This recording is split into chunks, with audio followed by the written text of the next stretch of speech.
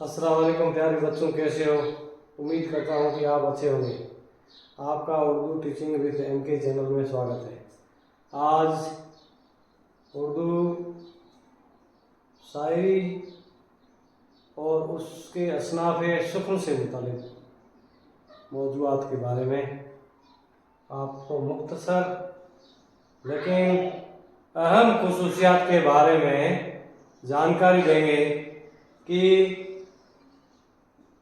और उनके क्या क्या खुसूसियात हैं और उनके कौन कौन से अहम नकाल हैं। जो रीट है या 10वीं है 12वीं है उसके इम्तहान से मुतालिक इस असनाफ़ सुकून से के क्वेश्चन पूछे जाते हैं।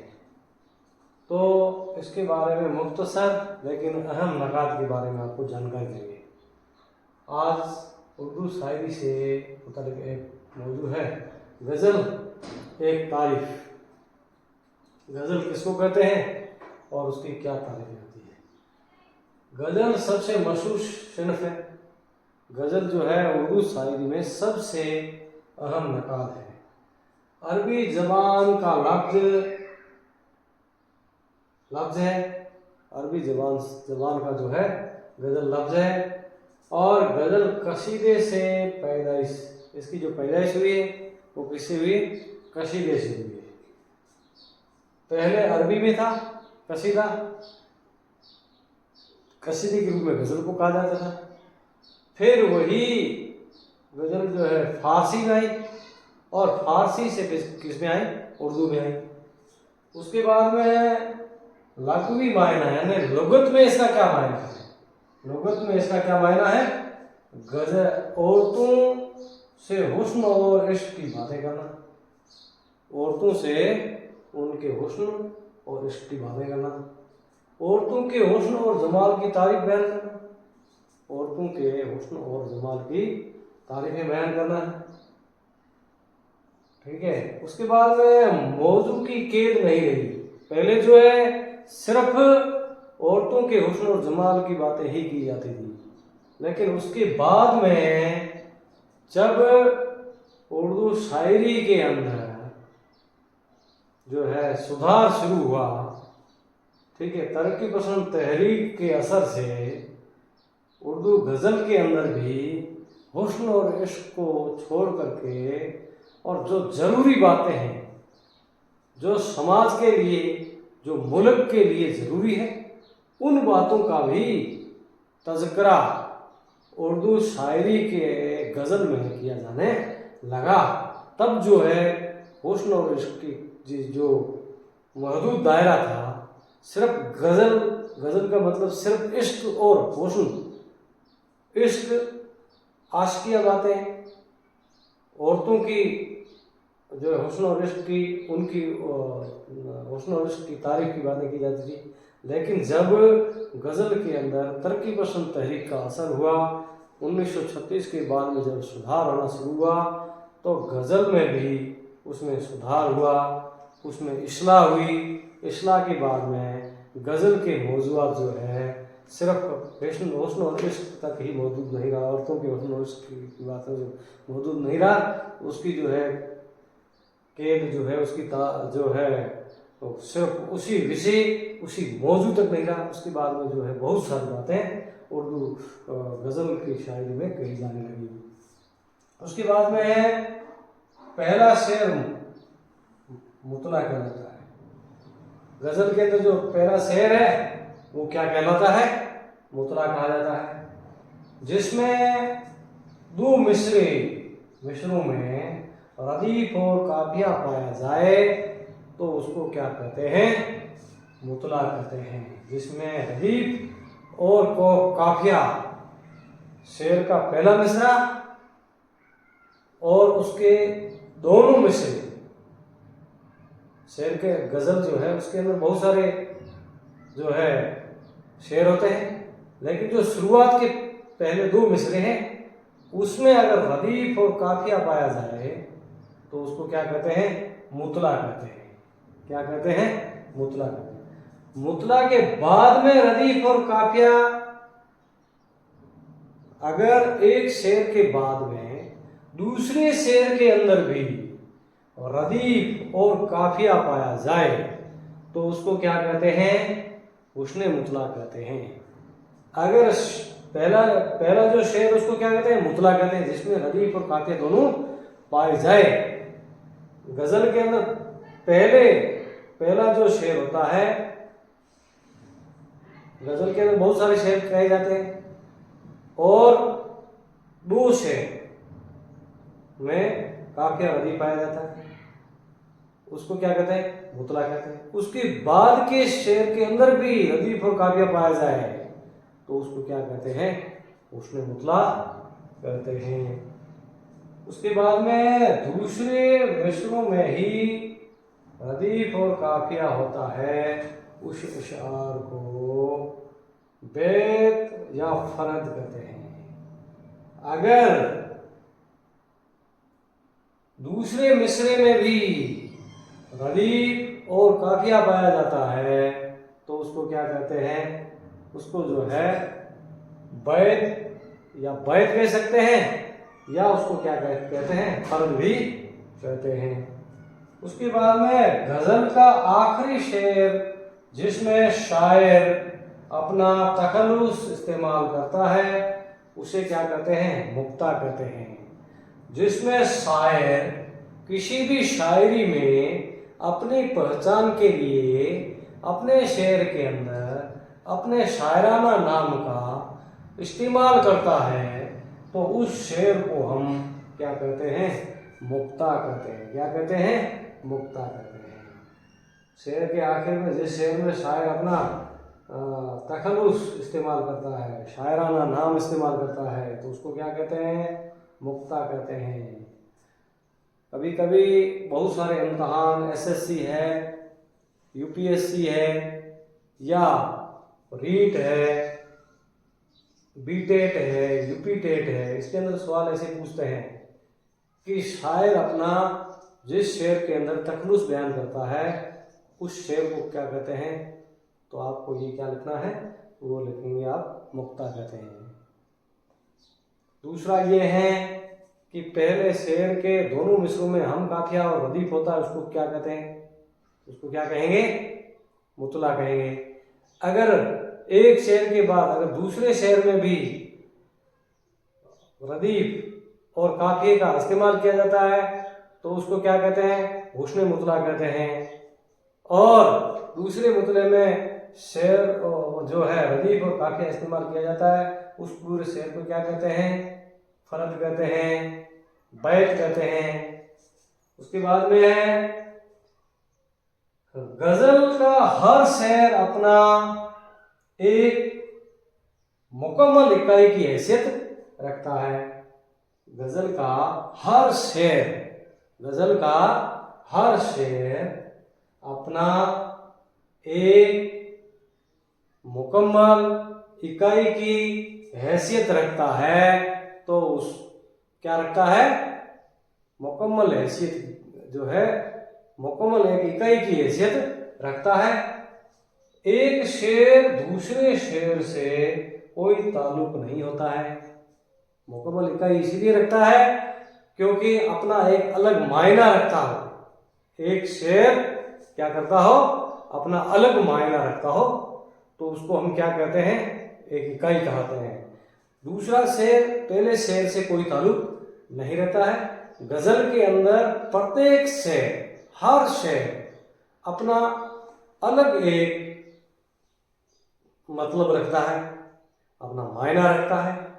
दूसरे शेर से उसका कोई लेना देना नहीं होता है और उस शेर का क्या कहते हैं? हम एक मुकम्मल इकाई वाला शेर कहते हैं। इसीलिए जो है शेर में हमेशा एक शेर का दूसरे शेर से कोई लेना देना नहीं होता है। उसकी विषय वस्तु अलग होती है, उसका जो है अर्थ अलग होता है, उसका जो मायना है वो दूसरे शेर से बिल्कुल अलग होता है। दूसरे शेर का तीसरे शेर से लेना देना नहीं होता है, तीसरे शेर का चौथे शेर से लेना देना रहता है। यानी कि हर शेर अपना अलग ही मायना रखता है, इकाई रखता है। इसलिए कहा जाता है कि एक शेर का दूसरे शेर से कोई लेना देना नहीं होता है। गज़ल में, गज़ल के अंदर जो है एक शेर का दूसरे शेर से कोई लेना देना तो पूरी करने के लिए दूसरे शेर का सहारा ले तो उस शेर को हम क्या कहते हैं, कथाबंध शेर कहते हैं। यानी अगर पहले शेर के अंदर कोई बात पूरी नहीं हो रही है और दूसरे शेर के अंदर अगर बात पूरी होती है तो उस शेर को हम क्या कहते हैं, कथाबंध शेर कहते हैं। हालांकि उर्दू शायरी के अंदर गज़ल में हर शेर अपना एक मुकम्मल मकाम रखता है, मुकम्मल इकाई रखता है, यानी कि दूसरे शेर से कोई ताल्लुक नहीं होता है। लेकिन कभी कभी शायर दो शेर के अंदर उस बात को मुकम्मल करता है तो उस शेर को हम क्या कहते हैं, कथाबंध शेर कहते हैं। उसके बाद में एक मुकम्मल गज़ल में तादाद मुकर्रर नहीं है, यानी किसी भी शायरी के अंदर गज़ल को पूरा करने के लिए कोई मुकर्रर तादाद नहीं है कि मतलब फिक्स है कि जैसे 4 शेर कहने हैं तो 4 शेर करने के बाद ही गज़ल पूरी होगी, ऐसी जो है तादाद इसमें जो है मुकर्रर नहीं होती है।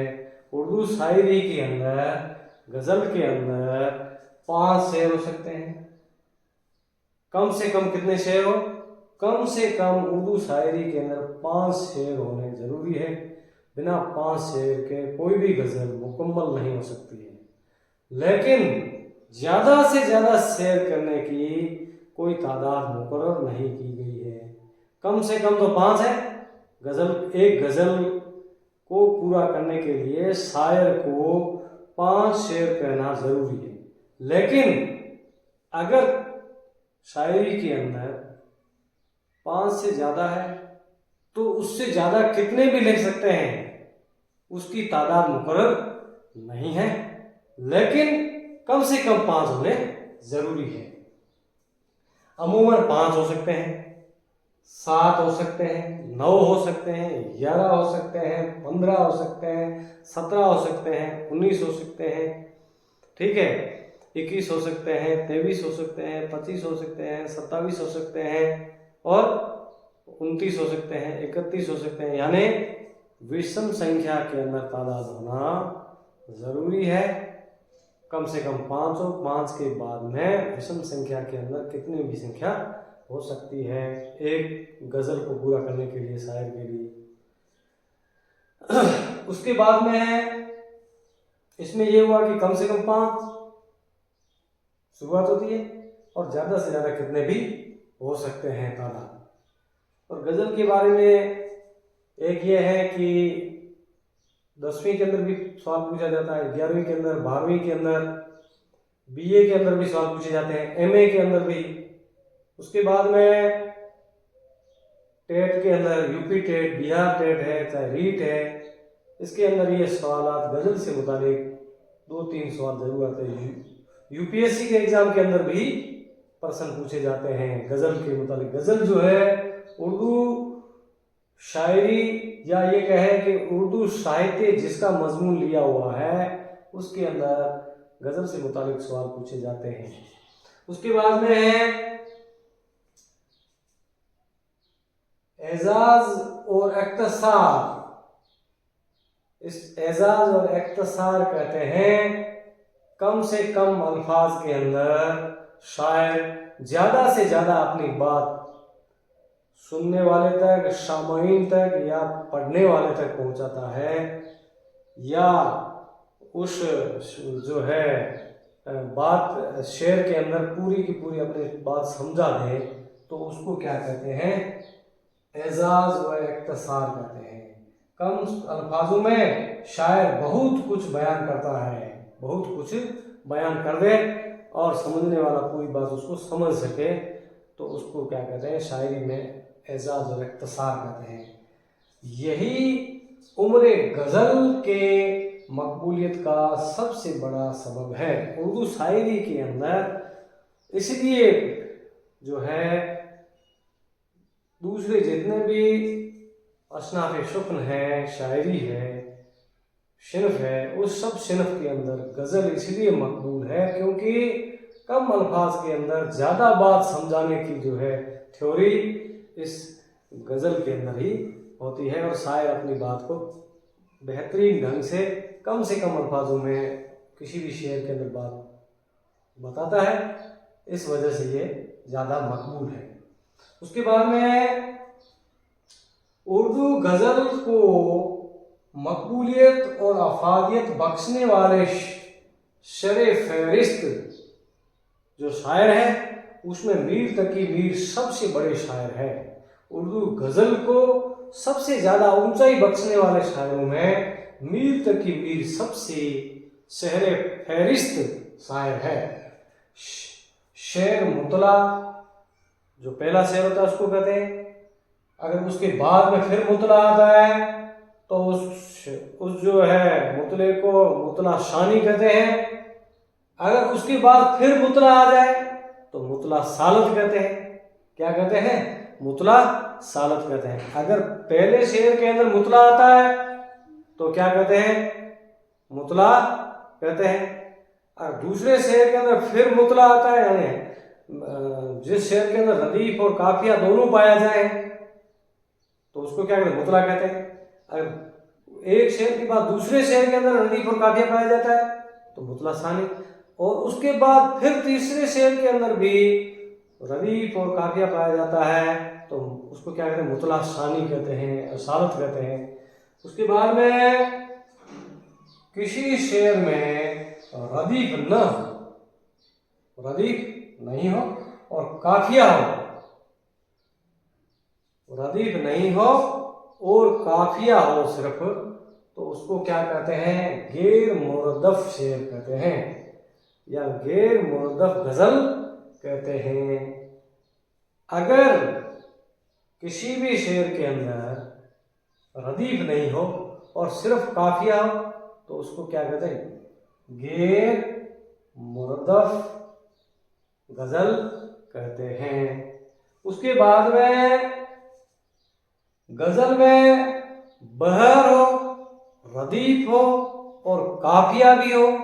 बहर कहते हैं वजन, एक जैसा वजन कहते हैं कि ऊपर के शेर के अंदर एक जैसे अक्षर हो, जैसे ने है तो नीचे भी ने, ऊपर जैसे फरमाते हैं तो नीचे चार अक्षर हो कोई भी, यानी ऊपर वाले शेर में जितने अक्षर हो, लफ्ज हो, उतने हरूफ या लफ्ज नीचे वाले मिसरे के अंदर भी हो तो उसको क्या कहते हैं? बहर कहते हैं, यानी वजन कहते हैं। एक वजन कहते हैं तादाद, अक्षरों की तादाद दोनों मिसरों के अंदर समान हो, उसको बहर कहते हैं। और रदीफ भी हो, उस शेर के अंदर काफिया भी हो तो उस गजल को क्या कहते हैं? जमीन कहते हैं। क्या कहते हैं? जमीन कहते हैं। जिसमें रदीफ भी हो, काफिया भी हो और उसके अंदर वजन हो, बहर हो, तो उस गजल को हम जो है जमीन कहते हैं। उसके बाद में जो है फारसी से गजल जो है पहले अरबी में आई, अरबी के बाद में क्या आई? फारसी में। मुकम्मल जो गजल को मुकम्मल जो सिर्फ जो बख्शी है वह फारसी शायरों ने बख्शी, और फारसी जो शायरी है उसके असर से उर्दू में और तुर्की में गजल आई है। उसके बाद में है गजल का खुदाए सुखन शायर जो है वह मीर तकी मीर को कहते हैं। गजल का खुदा किस शायर को कहा जाता है? मीर को कहा जाता है। मीर जो है गजल का सबसे बड़ा शायर है। उसके बाद में है वली दक्कनी। वली दक्कनी की गजल से ही दक्कन भारत के अंदर हैदराबाद उसके आसपास में वली दक्कनी औरंगाबाद के रहने वाले थे, उन्होंने जो गजल की उसके असर से ही दिल्ली के शायरों ने गजल लिखना शुरू किया।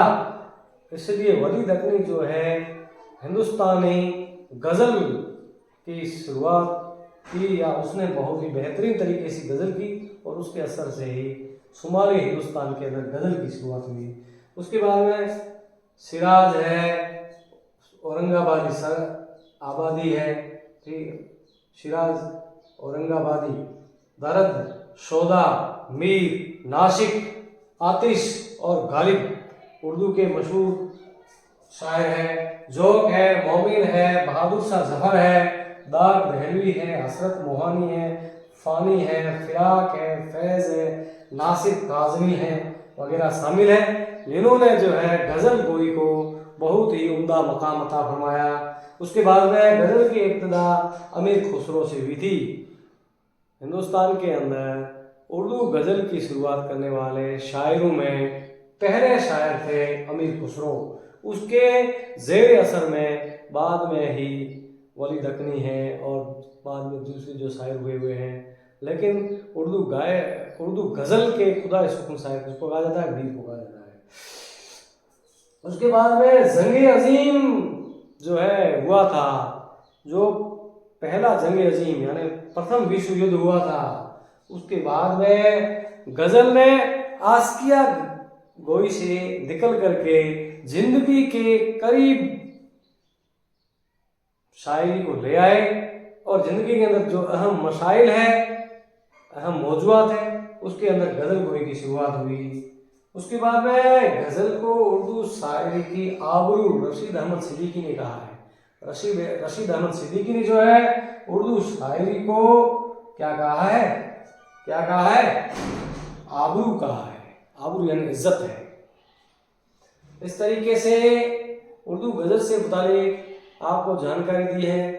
अगर आपको इस जानकारी से कुछ इस्तेफादा हुआ है, कुछ फायदा हुआ है, तो मेरे चैनल को लाइक करें, सब्सक्राइब करें, बेल आइकन का बटन दबाएं ताकि नए से नई जानकारी आप तक मिलती रहे। अब एक और नए टॉपिक के साथ में, एक नए मौजू के साथ में, नए कंटेंट के साथ में, नए वीडियो में शामिल होंगे। तब तक के लिए बाय बाय, खुदा हाफिज। एक और बातें करना। उससे मालूम हुआ कि बुनियादी तौर पर गज़ल आशिकिया बातें बयान की जाती है, लेकिन आहिस्ता आहिस्ता गज़ल में और तरह के मज़ामीन भी दाखिल होते गए।